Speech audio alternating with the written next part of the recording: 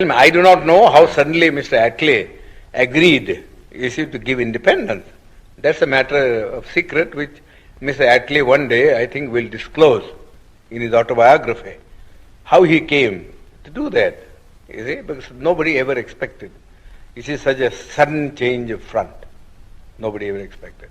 It seems to me, from the analysis that I make about it, there are two things which I think led, to the Labour Party to take this decision. One is the national army that was raised by Subhash Chandra Bose. The British had been ruling this country in the firm belief that whatever may happen, in this country, and whatever the politician may do, they will never be able, to change the loyalty of the soldier. That was the one prop on which they were carrying on their administration. Now that thing was completely dashed to pieces, when they found that even the soldier was being seduced, and to form a party or a battalion to blow off the British.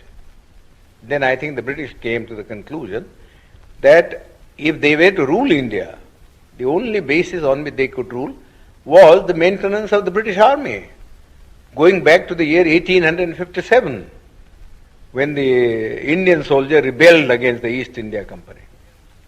And they found that it would never be possible for the British to supply India with enough European troops, to keep their hold on it.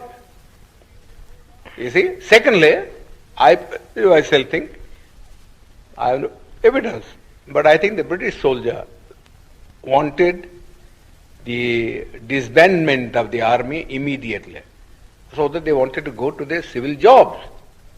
You know how much indignation there was at this gradual disbandment of the army, because those who were not disbanded felt that those who were disbanded were going to take their jobs.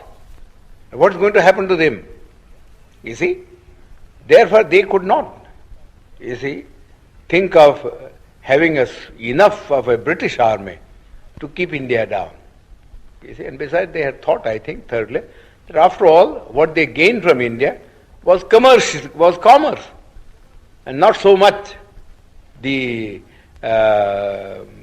civil servant salary or the army income. They were small things, and they had better be sacrificed for the sake of keeping something which was much more profitable, namely trade and commerce. Because whether India remained independent or India became, accepted dominion status or something lesser than that, the trade and commerce would go on just the same. I think, personally myself, I have no authority for that, but that is the way the mind of the Labour Party turned. Now, casting your mind back to the Pune attack, the